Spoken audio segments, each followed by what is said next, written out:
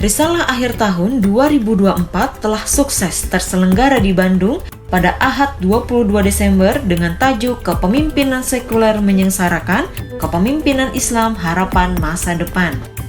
Acara yang dihadiri ratusan tokoh muslimah Jawa Barat ini digelar untuk memberikan gambaran tentang kepemimpinan Islam yang menjadi harapan masa depan.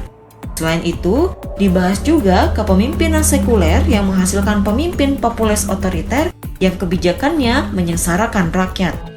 Bagaimana tanggapan para tokoh muslimah yang hadir terkait hal ini?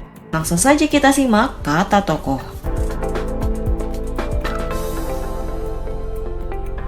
Sepakat ya, karena kepemimpinan sekuler itu dapat menyengsarakan rakyat karena memang tidak berlandaskan dengan nilai-nilai Islam. Kepemimpinan populis itu akan menyengsarakan rakyat sebetulnya dapat diprediksi iya gitu ya. Kenapa? Karena mereka itu dipilih hanya karena popularitas mereka. Sedangkan dalam proses pengambilan keputusan itu belum tentu mereka itu mempertimbangkan apa yang menjadi kebutuhan rakyat sebetulnya gitu. Mereka pasti akan memilih berdasarkan atau membuat keputusan berdasarkan pesanan-pesanan yang itu dititipkan kepada mereka. Kalau rakyat mungkin akan dipertimbangkan tapi hanya 1-2 aspek saja. Selebihnya ya kita lihat bagaimana riwayat undang-undang yang pernah disahkan itu tidak banyak yang pro terhadap rakyat tapi pro terhadap pihak yang lain, dalam hal ini adalah para kapitalis.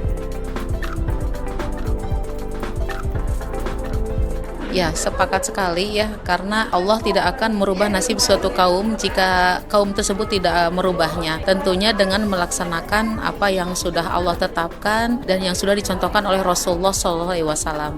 Sepakat banget karena jelas itu adalah apa yang diperintahkan oleh Allah Subhanahu wa taala dan kemudian yang dicontohkan oleh Rasul. Dan kemudian kita bisa lihat bagaimana fakta hari ini kita sudah beberapa kali ganti pemerintahan, nggak ada perubahan yang berarti sih sebetulnya ya gitu. Dan masyarakat itu semakin sulit dan ini menjadi indikasi kuat bahwasanya demokrasi itu bukan jalan perubahan sih sebetulnya bagi masyarakat. Dan jelas Islam sebagaimana yang Allah dan Rasulnya sampaikan itu satu-satunya perubahan yang hakiki. Itu mah sudah pasti dijamin.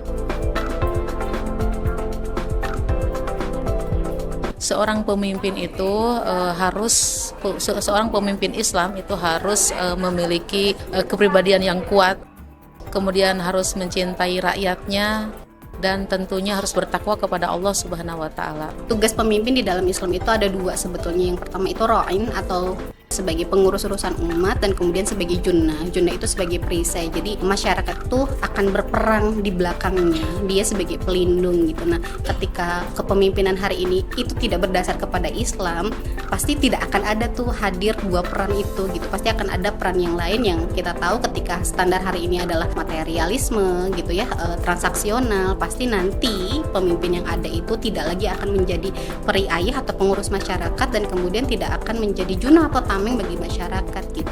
Ekonomi seperti itu. Jadi dalam Islam jelas konsepnya 2 peran itu yang ada di dalam pemimpin dan itulah yang sebetulnya dibutuhkan oleh masyarakat. Tentunya mengajak umat untuk berada di dalam jalan perubahan itu sendiri. Nah, dengan cara apa? Caranya adalah dengan cara memberikan pemahaman kepada mereka untuk ikut di dalam perubahan, memberikan penyadaran, ya tentunya dengan dakwah.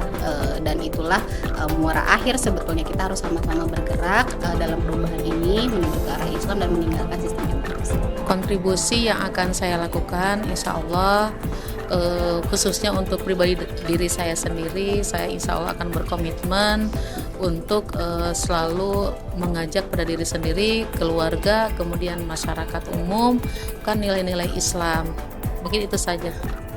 Kesejahteraan yang didamba seluruh masyarakat sangat dipengaruhi oleh kepemimpinan yang dijalankan. Kepemimpinan sekuler akan menghasilkan pemimpin populer otoriter dan jelas menjadikan kehidupan rakyat semakin tercekik.